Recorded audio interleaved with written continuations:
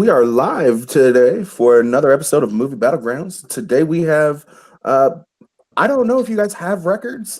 You probably have criminal records, but that's not what we're here to talk about. We have Alex Worden versus Isaac Horvat. We're going to get right into this, but first I'm going to break you down some rules and introduce you to your judges. Along with me on this illustrious panel of judges, I have Sean Sicario Sandberg. How you doing today, brother? Doing really good. I've seen both these guys compete in general trivia.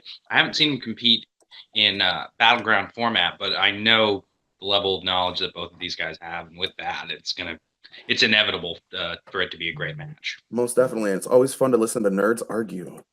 Absolutely. Nicholas, this is the first time I'm meeting you, so hello. I'm Jason. Hey man, nice to meet you. Thanks for having me. Good to be here. Looking forward to a good fight. All right. I think it's gonna be a good time. All right, so we're trying to make this as short as possible. So we've got a couple of rules to go over real quick. So your main round will consist of 3 questions, where each player gets 90 seconds opening and 90 seconds closing. We changed it from 2 minutes. Before each player goes in for a 5-minute general discussion round, you will both, like I said, get a 90-second closing. Each player has a one-time only option to get a 1-minute extension during their argument section.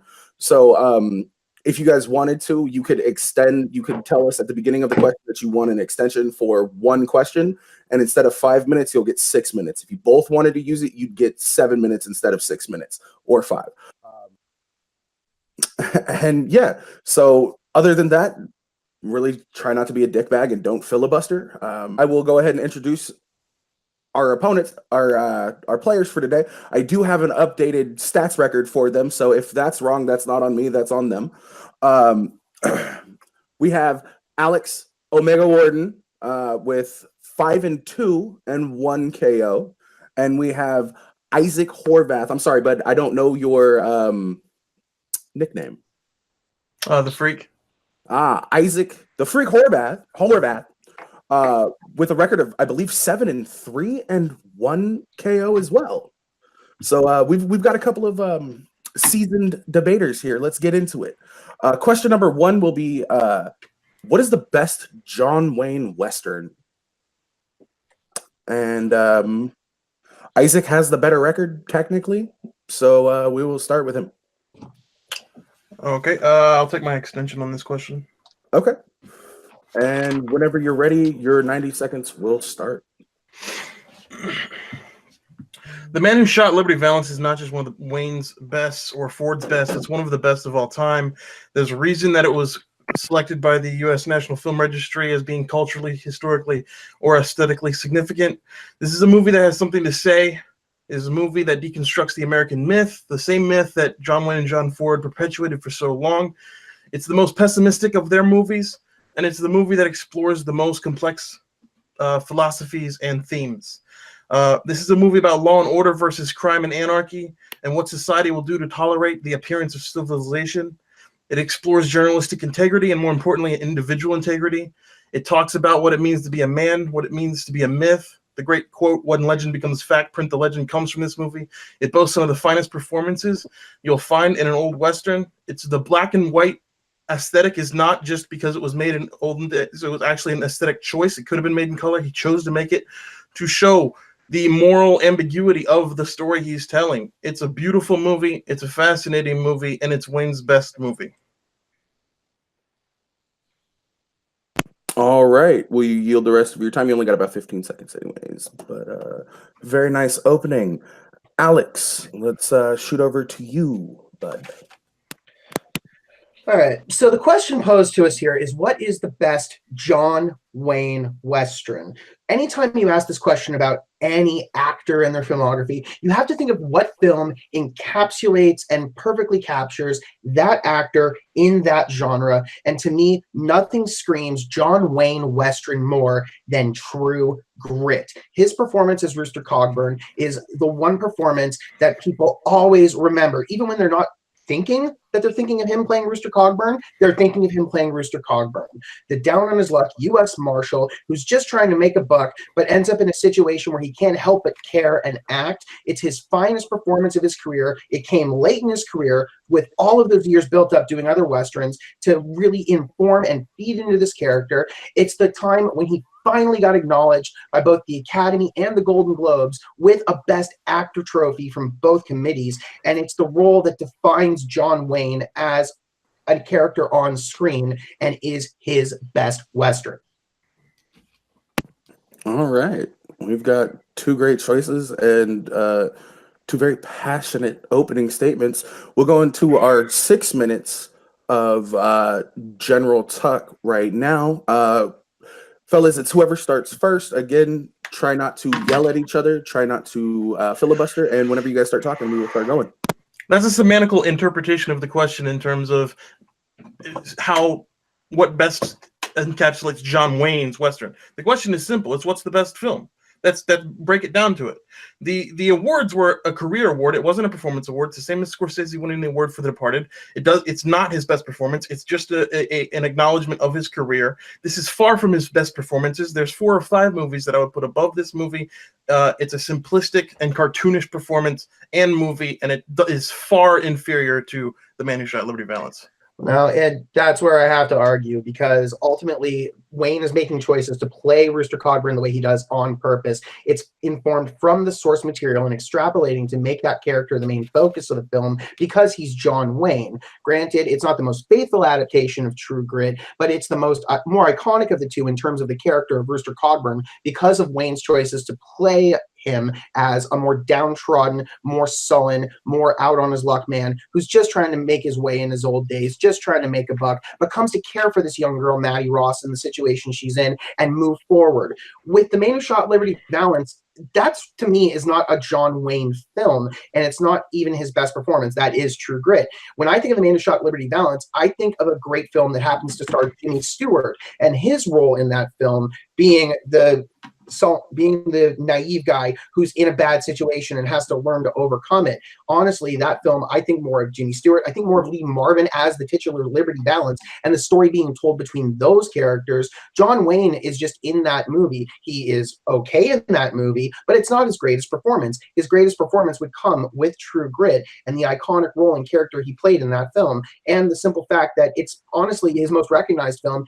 People will say it's a token Oscar as a career achievement, but he still had to make a great movie to get that Oscar, and True Grit is that great movie. And it's a performance that people always remember him for. The one scene you can always point to is near the end of the film when they're finally confronting the rustlers and the people Maddie's been looking for, when he finally screams that line, "Fill your hands, you son of a bitch," and charges into battle, bridle in his mouth, Winchester in one hand, pistol in the other, firing guns blazing. That's the image of John Wayne that people remember. The badass cowboy who's going to take down the bad guys no matter what. You don't really get that in Liberty Valance from Wayne. You get him playing a mentor character who's really ancillary to the story in that film. Really, that is James Stewart's movie. Liberty Valance, Lee Marvin, is a way more engaging character. Wayne just is there in that movie. And once again, you're getting involved in the semantics of performance versus film. It's not about the performance.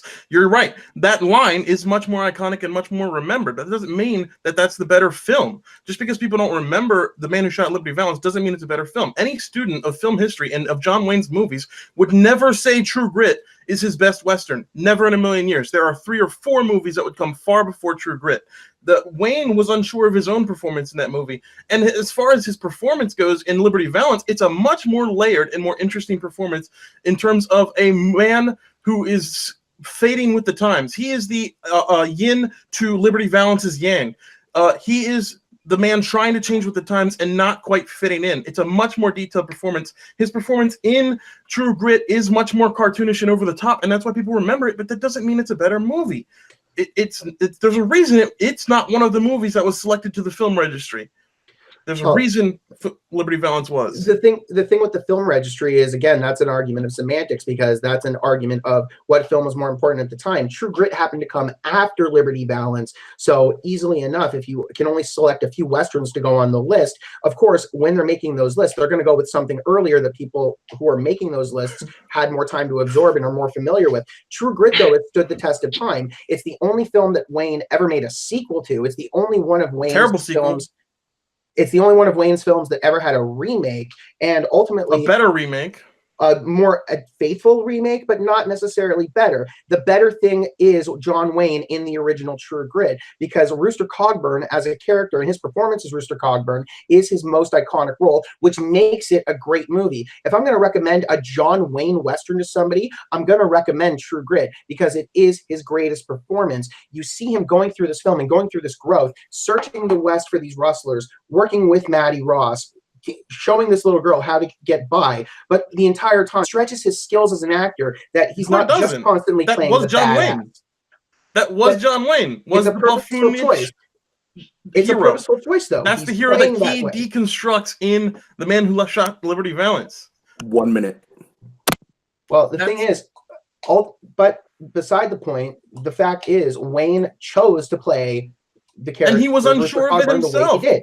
He was unsure of it, but he ended up going ahead to do it, and it got him all of the accolades he ever received in his career. That was absolutely a pat on the back for a career well done, but it's not about the best movie. As far as semantical, that the argument about the film registry is not semantical. It's a fact it was nominated for the film registry, and it's a fact that people find this movie more culturally significant. It's a fact that it's better remembered as a more interesting movie and a more complex movie. True Grit is very simplistic and binary in its heroes and villains. The National Film Registry is elected by a body of people who have to judge it subjectively, the same as awards season with things like the Oscars and the Golden Globes. So this is still a subjective thing we're talking about. In this case, though, his performance as Rooster Cogburn is what's really going to drive things home. Not about performance. No, strike that from the record, judges, please. Seeing as we started with Isaac, we'll go into our 90-second closing. Alex, whenever you start talking, your time will start. Okay. I'm going again back to the premise of the question that was asked to us, and that is, what is the best John Wayne Western? Not what's the better Western. When you think of the best of one actor, you have to think of a film that encapsulates the work of that performer, and nothing encapsulates John Wayne in Westerns like True Grit. You can argue all you want that maybe his awards were given to him as a token, maybe his awards were given to him for his merit.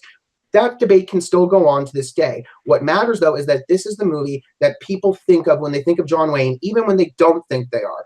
The old, gruff cowboy who's just stepping into the saddle one last time to get the job done because he needs the money, and then realizes it's because it's the right thing to do. The Man Who Shot Liberty Valance, when it was made, honestly, you could swap a couple different actors into that role. You could put Lee Marvin in that role, have him and Wayne switch places. That might have actually been a more interesting and memorable film, but nobody else could have played Rooster Cogburn at the time than John Wayne, which is why this is his most iconic and his greatest Western film. All right. Great closing argument. Isaac, whenever you start talking, your 90 seconds will start. You literally just repeated the question without the words John Wayne in it. The question is still the best John Wayne Western. It's still about the movie. It's not about performance. If you're talking about the most colorful, the best remembered, it might be True Grit. I will give you that. The more iconic movie, maybe. But this is about the best movie. And the best movie is The Man Who Shot Liberty Valance. And I'm not alone in this. The New York Times, the New Yorker, the Harvard Crimson, and Sight and Sound all agree in their deconstructions and studies of this film that this is one of the best of all time. It's not just about the best John Wayne Western. This is the best Western. All right. This True Grit betrays the spirit of the original novel. It's as I said, simplistic, cartoonish, and over the top. It's not as complex. It's a fun watch. But when you're talking about best, you have to look at what the movies are saying. True Grit is saying that this drunk cowboy saved a little girl, and that's it. The Man Who Shot Liberty Valance has something to say about America and the myth that John Wayne perpetuated in True Grit. He was the man who played the Man Who Shot Liberty Valance because he needed to deconstruct his own myth. That's why nobody else could play Tom Donovan. That's why he was important in that role, and that's why this is the role that should have won him the Oscar, and this is the movie that should be remembered as his best. All right. Wow. What an amazing opening round. We will go around to our judges. Nicholas, I will actually start with you. Sure. First of all, this is my first time seeing either of you two fight. Gotta say, it's a pleasure. You're both pretty damn good. A lot of the argument was about semantics. I have to say that normally on questions like this, I do tend to side more where Isaac was going with the question, and it being the best movie starring this person. So sort of going off of that, I don't think that sort of discounted Alex totally, but I think you both got rid of your film registry and Academy Award arguments by saying they're both subjective things. So for me, those two things kind of canceled out. And in the end, I think some points were sort of thrown at Isaac that I think helped it, given my interpretation of the question, in that it also stars Jimmy Stewart, it also stars Lee Marvin, which in my opinion makes it a better film. And then just sort of I don't totally agree that True Grit is just about a drunk guy helping a girl. I think there's a little more to it than that, but the description I got from Isaac about the man who shot Liberty Valance appealed more to me, so I'm going to give my point to Isaac. All right. Sean.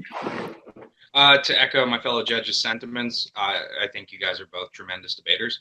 I'm leaning more towards Isaac based on the fact that, right out the gate, he came out with the fact that it was a semantic argument. And the fact of the matter is he's talking about what is the better film as opposed to what's the better performance. And I thought that was by far the stronger argument. With that being said, Isaac gets the first point. And moving into question number 2, with the movie Dirt releasing on Netflix, what band should get a movie made about them? We started with Isaac first last time. We will start with Alex this time. Your 90 seconds will start when you start speaking.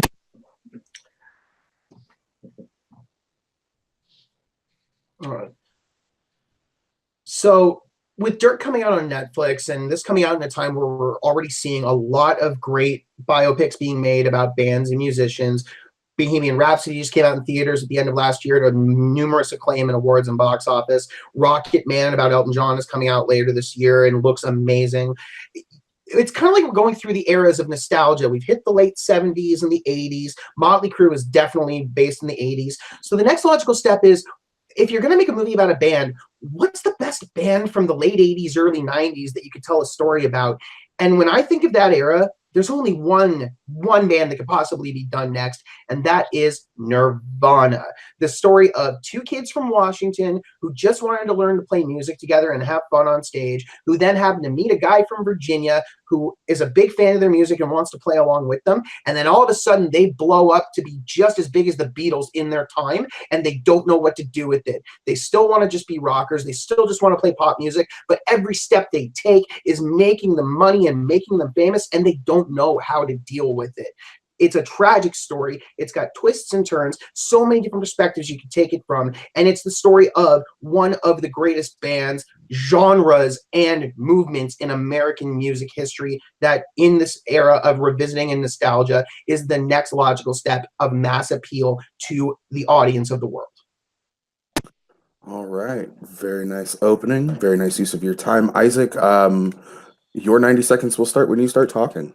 All right, Nickelback is one of the most successful rock bands of all time. It is the most successful rock bands of the 21st century. You said the Beatles of their time for Nirvana. Nickelback is the Beatles of the 21st century. They've won 2 American Music Awards, 7 Billboard Awards, 12 Juno Awards, numerous international awards, nominated for 6 Grammys. They've had so many #1 hits. They've played everywhere. They're the most successful band alive right now. And they're hated by everyone. Why? What is the story there? I want to know this band's story. I want to see how the band came together. I know that they took half their loan to make their original OP and bought a bunch of magic mushrooms. I want to know the story of success when you're very successful and at the same time you're hated by the people that love you. And it's a fascinating dichotomy of of industry and success and soul versus business, and I want to see that broken down in an Adam McKay type of movie where he goes into these he does a lot of weird things in his movies, and I want to see him break down the story of Nickelback in an entertaining way that makes people laugh, but also maybe gives them a little bit more understanding of who Nickelback is as an artist. For the record, I love Nickelback. All right, we will go into our general discussions, and fellas, this is gonna be amazing. I can already tell. Whew.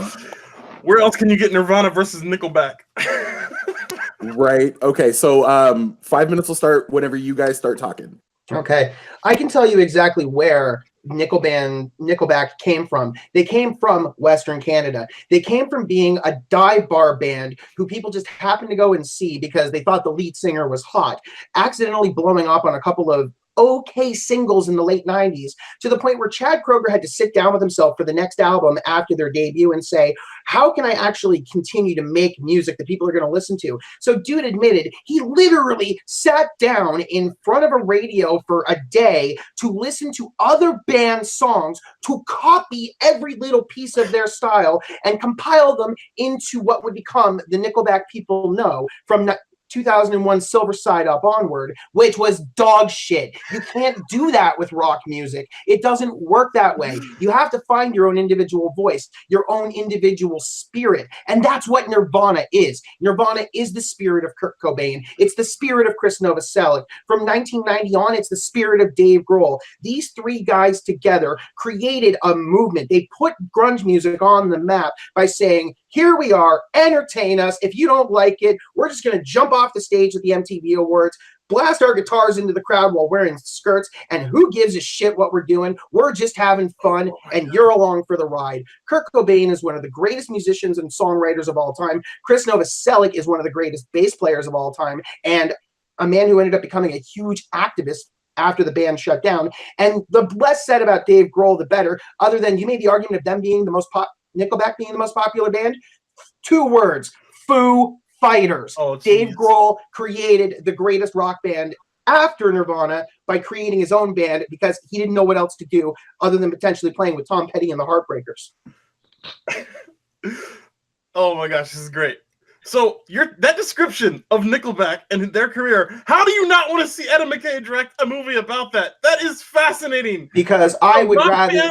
A rock band and a musician who makes the most popular music in the world doesn't know how to make music. That's fascinating. Everybody knows Nirvana's story. We've gotten so many stupid, by-the-numbers music biopics, including Bohemian Rhapsody, that breaks down this down-on-their-luck brand who breaks out into stardom. Oh, but it's too much to handle, and their lead singer can't handle it. And I'm sorry, but I don't want to see that happen to Nirvana. I love Nirvana, and I don't want them to be disrespected like that. I don't want to see another typical... The difference is, though, no one's ever truly told Nirvana's story. And the idea is you could tackle it from the point of view of arguably their least famous member, Chris Novoselic. Nobody wants to tell Nickelback's story because it's that bland. I want to tell Nickelback's story. Ultimately, you're talking about getting Adam McKay involved in that. That's nothing he would get close to. You'd be lucky to get the assistant DP from one of Adam McKay's movies to try and tell the Nickelback story.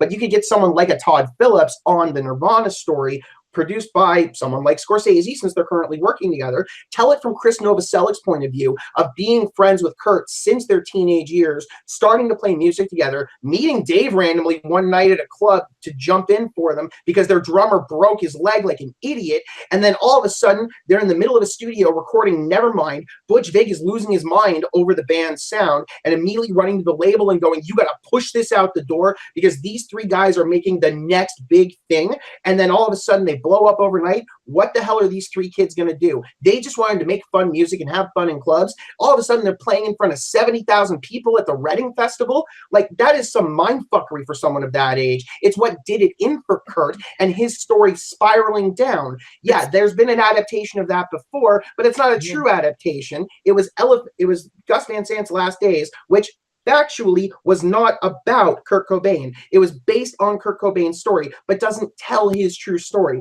There's bits and pieces of Kurt's story in it, but a true telling of Kurt's story from the position of his best friend, seeing him grow and want to be a be a popular musician, and then his life falling apart, not because he couldn't handle the fame, but simply because he just didn't want it. But he was forced into keeping it because of how big the band got.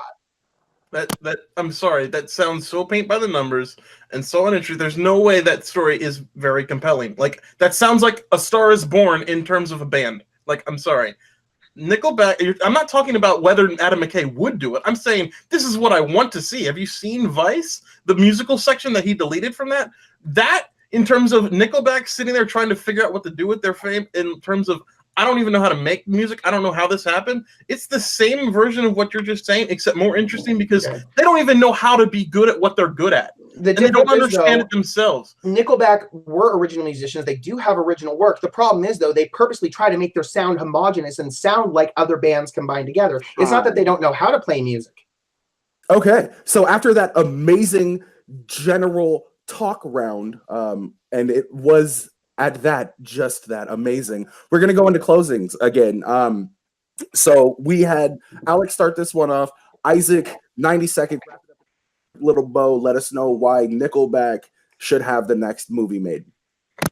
I don't want to see another sad, depressing tale of fame happening to people who deserve it, and then it punishes them for it, and it ends with somebody committing suicide, and it's sad. I love Nirvana, and I love Kurt Cobain, and I don't want to see that happen. That's one of the reasons that I want to see Nickelback get a movie and explain and talk about why their meteoric rise happened and why everybody hates them. Nobody is going to care if you mess up a Nickelback movie. People are going to care if you mess up a Nirvana movie. And I don't think we would mess up a Nickelback movie if we did it in a tongue-in-cheek look at the how they once had heart and soul in their music, how they raised to fame because they made good music, and then maybe they did sell out, maybe they did become too formulaic, and talk and have a study at the music business. That's a movie that has been made. I'm sorry, I saw Star Is Born last year. I saw the Bohemian Rhapsody movie. I don't need to see another movie. I saw the Dewey Cox story. Like, I don't need to see this again. And that's what you would get with another paint by the numbers Nirvana story. I want to see something weird and different and something nobody expects, and nobody expects Nickelback. All right. Alex, your 90-second starts as soon as you start talking. All right. Well, actually, you just brought up a movie that leads me to a point. You mentioned the Dewey Cox story. That's what you'd be getting with a Nickelback movie, the way you propose it, is just another Dewey Cox story, which in this case just happens to be about a real band. The issue with Nickelback, though, is that they take themselves seriously. They honestly think they're making the greatest music in the world, and they think they're doing it the right way by just copying and homogenizing the sound of every other major rock band in the world. But the problem is, it doesn't work. They actually have lost sales ever since their first album, Silver Side Up, and it's only been going downhill since. Whereas with Nirvana, yeah, it is going to be a sad story. It has to end in a sad way. It doesn't mean it's not going to make for a compelling story, though. The difference is you've got one of the greatest icons of rock, the fourth member of the 27 Club, in Kurt Cobain, seeing his story told from the point of view of his band member and best friend, Chris Novoselic, seeing their rise through the Seattle grunge scene onto megastardom after Nevermind, and the eventual fall from grace when Kurt just honestly didn't want it anymore and suicide was his only way out, is one of the best stories in American rock music that you can still tell, and tell in a good way. You can wrap it up in a bow by showing where Chris ended up in politics. Dave ended up creating the biggest rock band in the world today in the Foo Fighters. But the compelling story is that they wouldn't have had any of this if the three of them hadn't joined together to form what we know as Nirvana. I like it. I can say nobody expects the Spanish Inquisition more than they expect Nickelback. But that being said, we will jump over to Sean. Sean, I want to hear your final thoughts on this. Or I want to hear your thoughts on this. Okay. This is a bit of a challenging one for me to actually judge, because based on sheer volume and the fact that I did hear more about what the story would be about, I would probably have to give it to Alex. But at the exact same time, the inventiveness of the idea of Adam McKay doing a Nickelback story, I never thought I'd say this, intrigues the living fuck out of me. So it's one of those things where, like, I think because I heard more from Alex on what the movie would really, really be about, and like he gave me a through line basically on what the plot would be, I would probably have to go with Alex on this one. Even though I love the argument for Nickelback, and I gotta say, bold choice, man. Very much so. This was difficult. Being not subjective, but taking my own personal biases out of it from the arguments that I heard, I would have to give my point to Alex as well. I think he hits pretty well with that. You literally just pitched a real band's Dewey Cox story. I thought that was a really good knock. And yeah, with that being said, that is 2 points for Alex. We are tied right now. And with that, we're gonna go into question number 3. Fellas, all right. So with Pet Sematary coming soon, what Stephen King movie should be made next? Remakes are allowed for this, but they have to be at least a decade old. And we will start with Isaac on this one.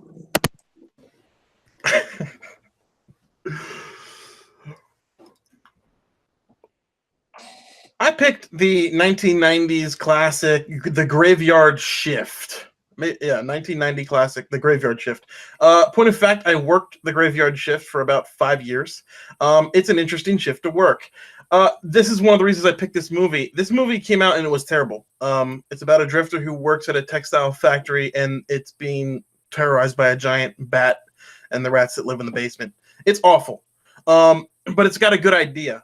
I want to take this, I want to remake it, I want to change it to where I worked, which is a government facility where testing is done, where I would combine 2 of the main characters, the military exterminator and the main guy, I would make them lab rats like it was in the original short story and make it Alien, but with rats, basically.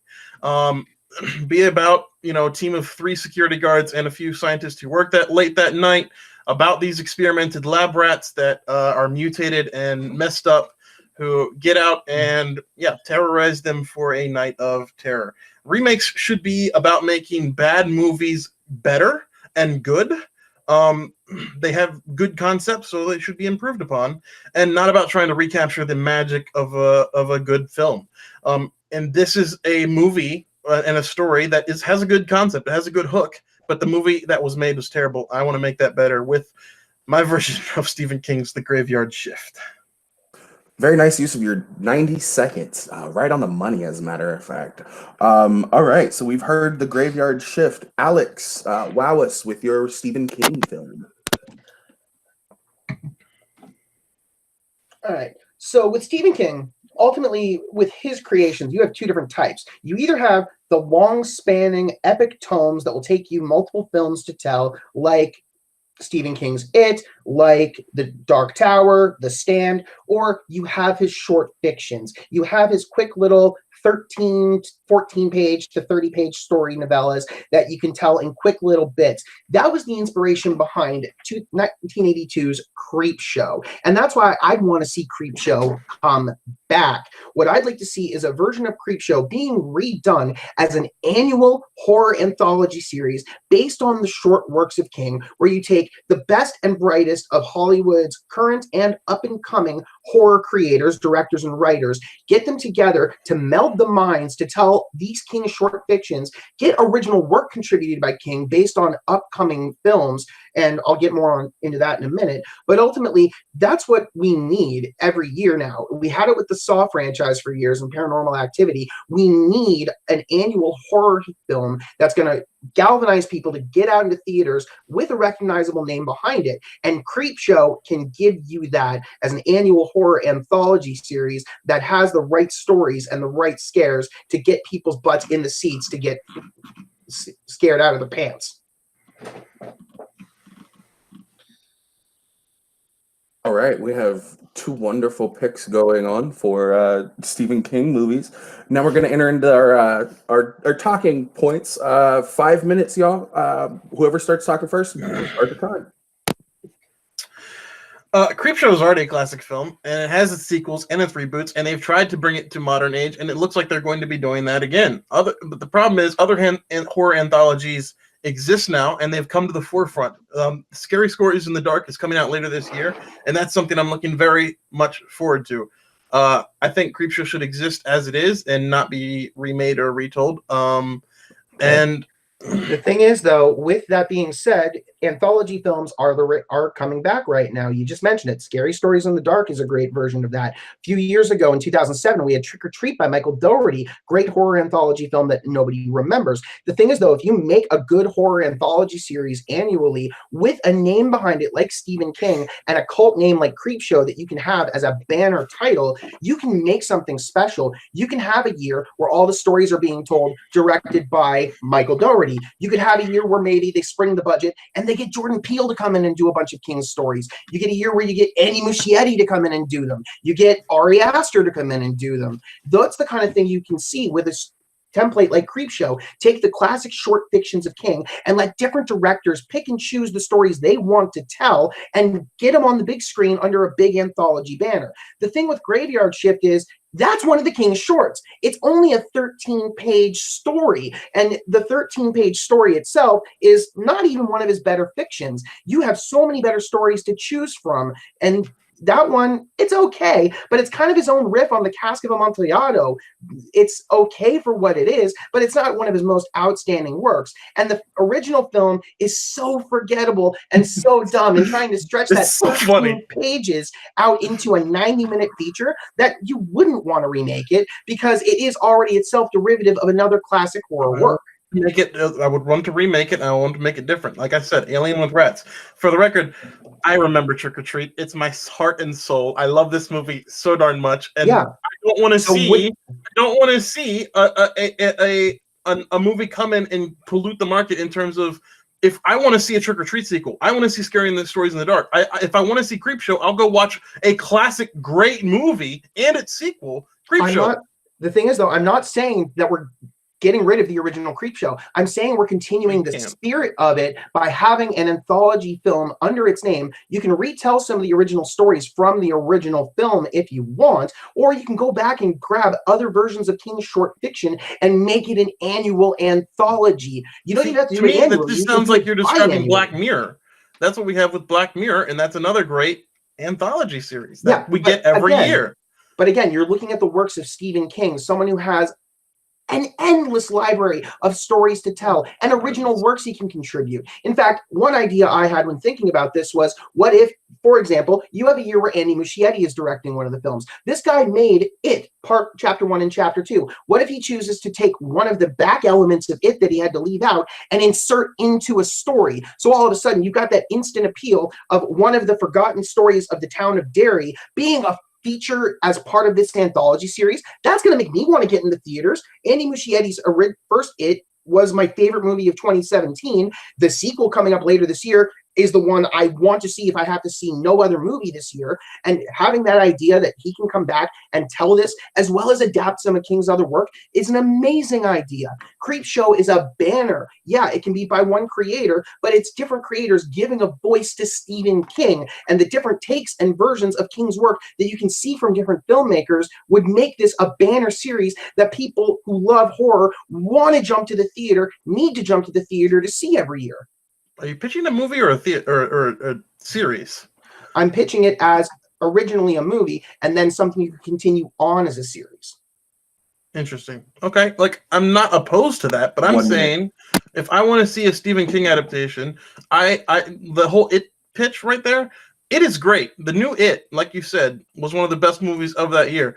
I don't want to see them messing with that. I'm sorry. You mess with too much of a good thing and you always ruin it. Always. Yeah, I want to see something like Graveyard Shift, which isn't good, which wasn't adapted well. I want that to be changed up, reworked, and reintroduced in a better format. This is a much better movie. Thing is, though, your version of it, Alien with Rats, well, that makes me think of Alien Covenant, or it makes me think of the movie Willard without the performance in the lead by the guy who played Marty McFly's dad. Sorry, his name's escaping me at the moment. Crispin Glover. Ultimately, that feels ancillary to me because the original source material is so bereft. It is so short that it's more fitted for something like an anthology series than it is trying to stretch 13 pages out to a 90-minute plus feature film. Whereas if you were to put it in something like an anthology film, it's that's the a story concept that matters. Yeah, and the concept that matters, and it's a concept that can be made into a feature film, not just a short film. Okay. We can tell that our two competitors are very, very interested when it comes to Stephen King. We will now move into closings. We had Isaac start this one off. So we will go to Alex for his closing. Alex, you got 90 seconds whenever you start talking.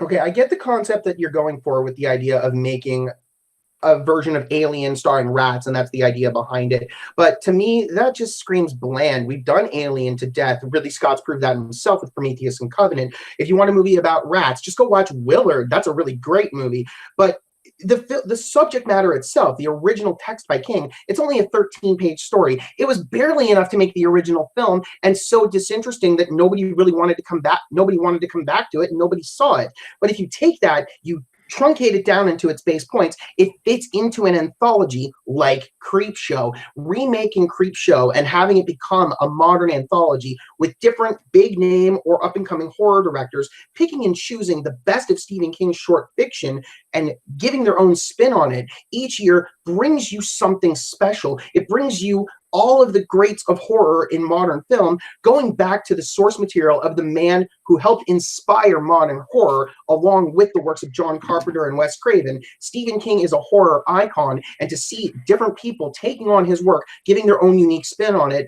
as an annual anthology event would be must-see filmmaking for horror fans that you can guarantee on every year to make bank and make you happy. Very nice closing. Very nice closing. Isaac, as soon as you start speaking, your 90 seconds will begin.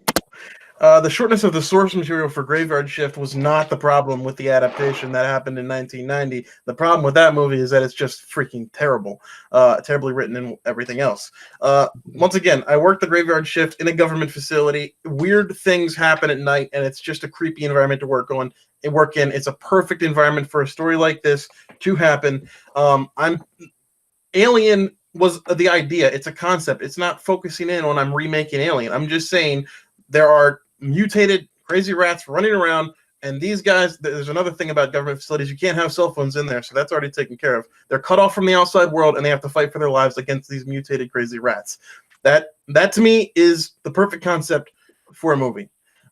You're pitching something that already exists. You're pitching things that you're pitching a series, first of all, and I don't want to see Stephen King's short stories become the MCU.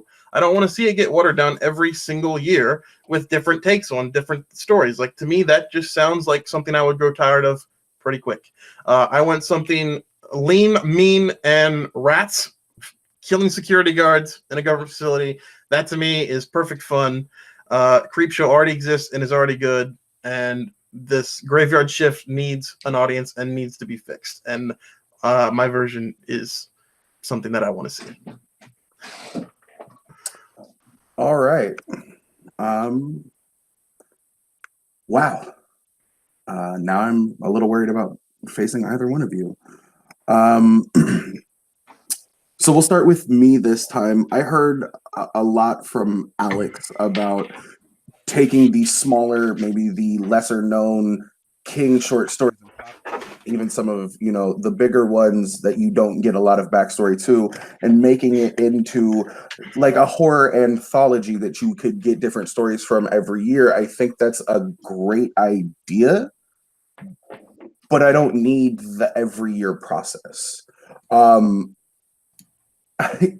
In Isaac's closing arguments, he kind of laid out a little bit more of what he would like his movie to be, and with that, I'm gonna have to give my point to Isaac on that one.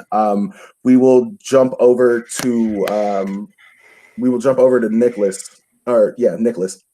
Sure. This one was tough. I'm not gonna lie. Personally, I don't know that either of these pitches appeal to me greatly, so I really honed in on the arguments I was getting. I agree with Alex's comments on Isaac's pitch, and that the movie does kind of sound bland if it's just Alien with rats. I do feel like I've seen that kind of thing before. And unfortunately, Isaac didn't do a whole lot to win me over. Up until he said the cell phone thing at the end, I thought that was a good knock in that. And while I do think Alex was a little vague in a lot of his pitches, it did actually jump out to me more. I did think like a yearly anthology thing, and I'm not 100% sure that's totally following the question, but it appealed to me more than Isaac's choice. I liked the names he brought in. I liked the idea that more Stephen King stories would get attention. So for this one, I'm going to go with Alex. All right. Go to the man in the middle, the man who must break a tie. Sean Sandberg, what are your thoughts on this final argument? I found it interesting. I think that the point about oversaturation that Isaac made is a really good one. Also, he hit on the fact that Creepshow is an absolute cult classic. It's already a good film. And then on top of that, Alex unfortunately did one thing that I think kind of was to his detriment. And he said the original Graveyard Shift is already a bad film. But that was Isaac's initial thesis on why it should be remade in the beginning of the argument. So essentially he just proved his point right there. And overall, I feel as though I got a more distinct and clear picture of what the film would actually be from Isaac. So I got to give the point to Isaac. At the end of round 3, we have a score of Alex with 1, Isaac with 2, which means, fellas, we are going into a speed round, and I will get those rules right now. So our speed round is going to consist of up to 2 questions. The first question of the speed round, players each get a 30-second opening statement, followed by a 15-second rebuttal. And if we get to the second speed round, players will get a 30-second opening, followed by a 20-second rebuttal and a 10-second close-in. And if everybody understands the rules for the speed round, I do have our speed round questions ready. Everybody ready? Yes. All right. All right. Your first speed round question, maybe your last speed round question. The better David Hasselhoff cameo. I need you to say it out loud when you hear it. The better David Hasselhoff cameo, Baywatch 2017 or Guardians of the Galaxy Volume 2? Guardians of the Galaxy Volume 2. Ooh, I'm gonna need to go to my judges on that one. Dude, I'm Nick. I think I heard Alex start first. Okay. But I also think I heard Isaac finish first.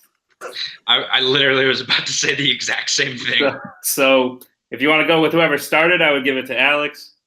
Yeah. If you want to go with whoever finished, okay. Fuck. The person who started should get it. I somewhat agree, yeah. And that's just in the era of fairness. He started first. He might not have finished first, but the words started out of his mouth before they started out of Isaac's. So unfortunately, that means that Isaac has the other option in Baywatch 2017. We did decide that Alex was heard first, so we will start with Guardians of the Galaxy Volume 2. You have 30 seconds as soon as you start talking. The second they announced that they were going to make a Baywatch movie, you know a Hasselhoff cameo was coming. So no matter what he did, it was expected, and he just kind of had to live with it. With Guardians of the Galaxy Volume 2, they found a way to organically include it into the story so that when you get to the point where Ego transforms into Hasselhoff to try and get into Peter's head, it comes out of nowhere, and it's really surprising. Plus, you get the fun cameo of him at the end performing as Varju Hasselfrau, doing that final end credits song, which is just phenomenal. And if you've seen the music video for it, it's even better. But the fact that it's unexpected and it gets such a good comedy. All right. 30 seconds will start for Isaac as soon as he starts talking. Baywatch, best cameo, Hasselhoff. You're right. As soon as you heard Baywatch, you knew that Hasselhoff was going to have a cameo, and that is his iconic role, and he needed to be a part of it. And his part was exactly what you expected, exactly what you wanted. It met fans' expectations, and it was the best part of a bad movie. It's not about the movie; it's about the cameo. That was a better part of Baywatch. Guardians of the Galaxy 2 cameo is the worst part of a good movie. The part in the movie is distracting, and it undercuts the gravity of that situation, and it ultimately is the worst part of that whole scene. Baywatch, at least you don't care about, and it's a fun refresher of like, oh, that's his most iconic role. All right, Alex. As soon as you start speaking, you have 15 seconds. Being the best part of a bad movie is nothing to write home about. Being something that's an unexpected part of a great movie is definitely something worth noting. And he wasn't the worst part of that movie. The worst part of that movie was Taserface, for God's sakes. He just stunk up the screen. The Hasselhoff cameo in Guardians comes at an emotional moment and helps lighten the load by having him just show up. 15 seconds, Isaac, for your final closing. Seeing him in Baywatch is the reason you go to Baywatch. It's a fun reminder of the iconic role that he's remembered for. The Guardians of the Galaxy cameo is just a WTF moment that comes out of nowhere and leaves it feeling flat. If it was just the credits part, maybe. But we're talking about the cameo in the movie. Baywatch is better. Strike that from the record.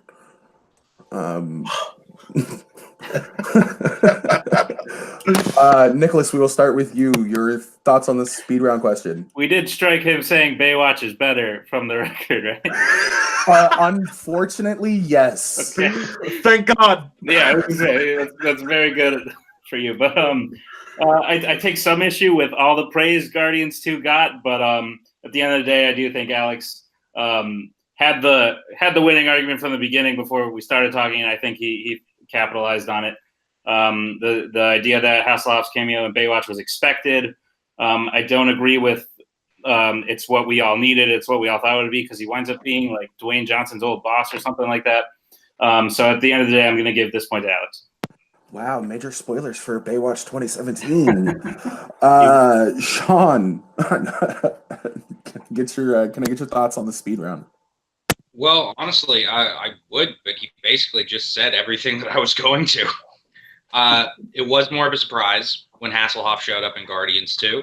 The Baywatch cameo was expected. The music video is hilarious. Taserface, and on top of that, he did have a retort with the fact that Taserface was the worst part of Guardians 2. Overall, I think that with the rebuttal and Jesus Christ, sorry, my dog just Luna, go. Sorry, guys. But yeah, with the rebuttal of Taserface being the worst part, yeah, I think that Alex definitely should get the point. All right, so completely threw me off my entire fucking train of thought. My point wouldn't have mattered. Alex wins the first speed round question, which means we're tied at 2-2. So the next point will win it. And this is another. I need to hear the person say it. Which Disney character would you rather go to Disneyland with? Jiminy Cricket or Genie? Genie. Okay, I'm going to go first on this one. I heard Alex say Genie, but it was really close. Nick?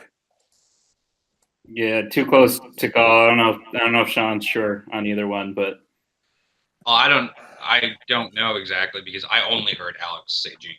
I almost think Isaac's audio may have cut a little bit.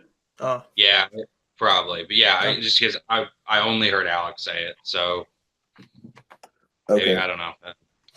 I'm gonna leave it up to you guys, just because since it's not really up on that one. I heard Alex. I heard the end of what Isaac said, but I heard Alex fully. So I have to, just going by the precedent that was set in the last question, give Genie to Alex, which means again, this is the third speed round, so you get 30 seconds, you get 15 seconds, and then I'm sorry, you get 30 seconds, you get a 20-second rebuttal, and then you get like a 10-second rebuttal / closing. Okay. So, Alex, as soon as you start talking, Genie.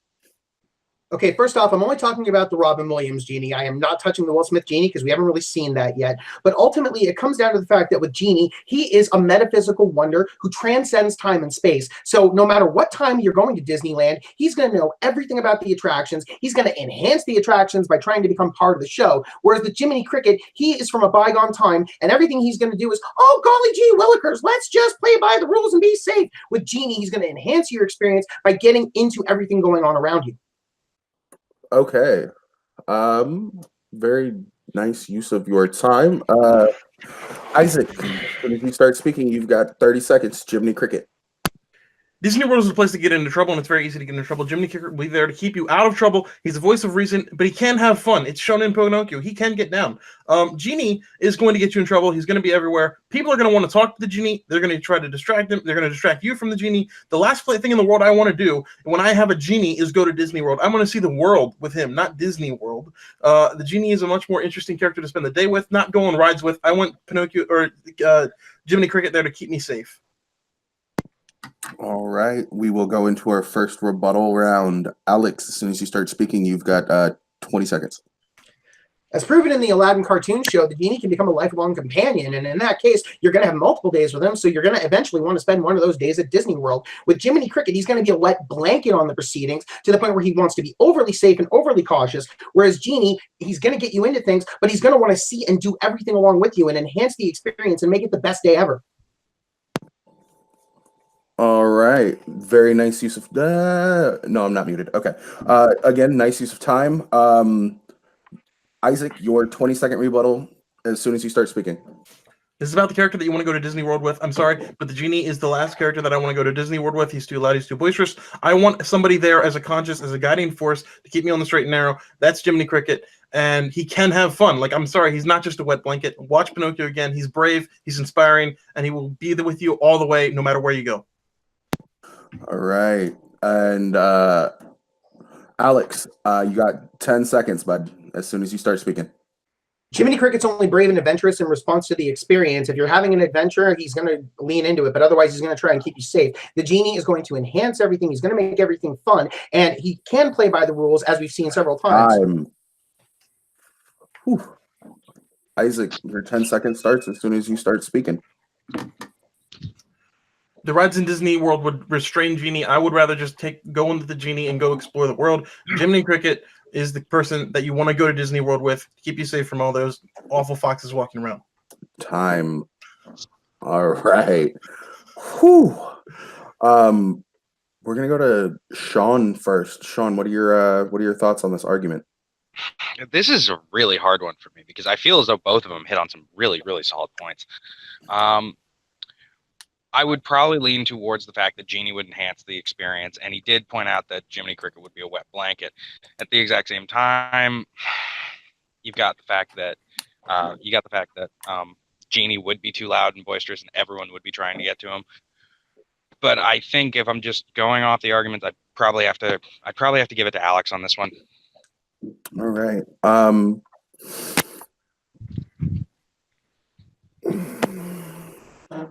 Based on the arguments provided, I'm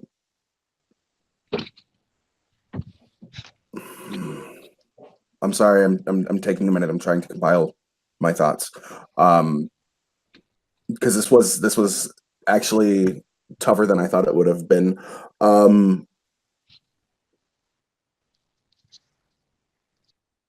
Isaac said that it basically turns up. He's not just a wet blanket. He can have fun. But Alex also stated that Genie is probably the better person to go with because he is a lifelong friend. It's not necessarily about... I'm going to give my point just on the fact that I heard a little bit more about what would make it fun to go to Disneyland with this person over the other. I'm going to give my point to Alex on this one. Thank God. Did not want to have to make that decision. This was incredibly difficult. You guys both argued this phenomenally.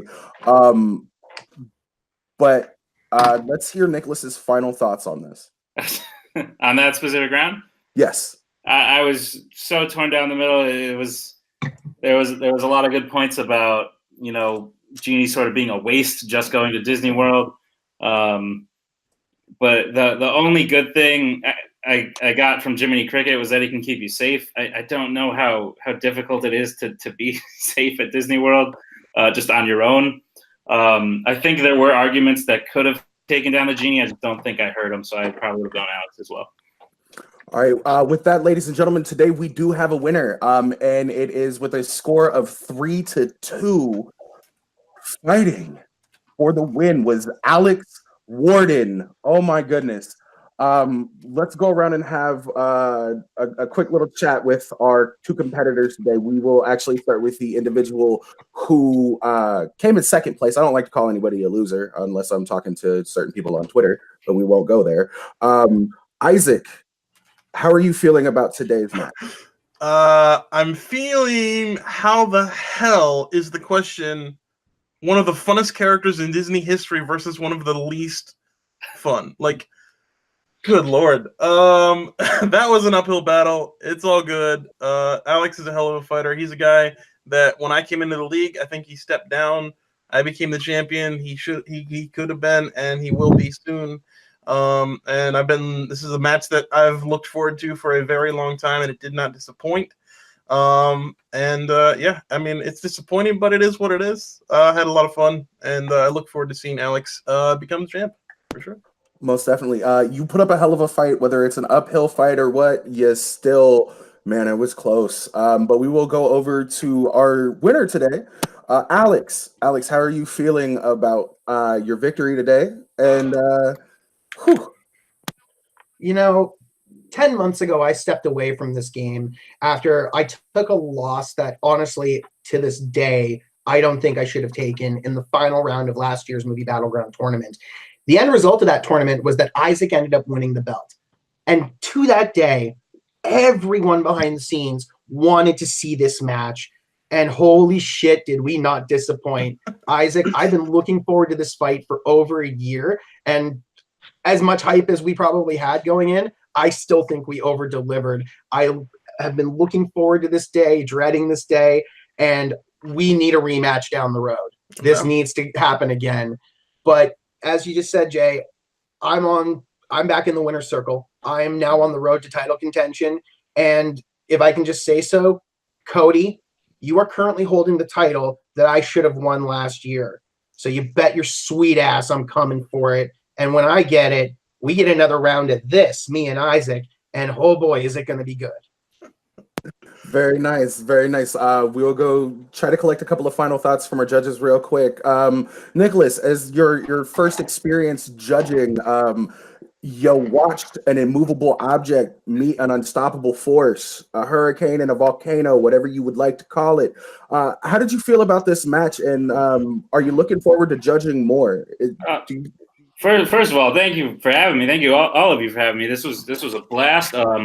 You're damn right. The unstoppable force, immovable object. That was insane. So I'm very happy to have been a part of it. I think you both fought your heart out. Let the record show, Cody, that Alex thinks your ass is sweet. And yeah, I look forward to seeing you both fight in the future. And best of luck to you. Most definitely. Sean, how are you feeling about today's match, our competitors, and everything all around? Man, that was the hardest match I've had to judge so far, by leaps and bounds. The quality of argument between both these guys was absolutely phenomenal. Quick little point that I did want to make during round two. I thought Alex's aside about it being from Christ Nova Select's point, I thought that was absolutely genius. I thought Isaac, the way that he was able to look at the different arguments throughout the entire match and find the different logical fallacies was like incredibly impressive. I thought that just overall, the quality of competition we saw tonight, if every match was like this, I would literally book off an hour and a half worth of my time every single day to do this, just to judge, because this was absolutely phenomenal. Congratulations to both of you guys. This was a hell of a match. Exactly. Nobody here has any reason to hang their head. This was by far the most incredible hour of listening to people argue that I've ever heard. And I'm glad I got to judge it. With that being said, let's give everybody a quick second for plugs. Let's start with our winner today. Alex, where can everybody find you? You can find me on Facebook under Alex Worden, Instagram at alexander.worden, although that's usually just pictures of my pets. And you can follow me on Twitter at yes, I'm that Alex, that in all caps. And you can just follow my random musings and retweets there. Awesome. Isaac, the good people find you? You can find me across all platforms. That's Twitter, Instagram, Twitch, and YouTube at Gatker Gaming. You can also find me live every Tuesday on Twitch at the Movie Underground talking movies. But mostly if you just like gaming, on Twitch. If you like all my crazy opinions, Twitter and Instagram and YouTube for other gaming stuff. Most definitely. Our illustrious co-creator, co-head jumped in. It looks like he's got something he would like to say. No. I was just jumping in. Oh, okay. Sean, where can the good people find you? You can find me at Sean_Sandberg on Instagram and Twitter. And yeah, you can find me any place that good trivia is being played and any place where really good debating is going to happen. Most definitely. Nicholas, where can everybody find you? I'm not too active on social media, but you can find me on Facebook, Nicholas Tewig. You can find me on Instagram, Twitter, at College Movie Man. Just exactly like it sounds is how it's spelled. Again, not too active on there, but reach out, say hi, I'll say hi back, and I'll be watching. It'll be a good time. Most definitely. That is college with an EGE, not AGE. Correct. Just for certain people out there. Yes. Let me take a deep breath because I have a list that's almost as long as Nico's plug list, but I can get through it a lot faster.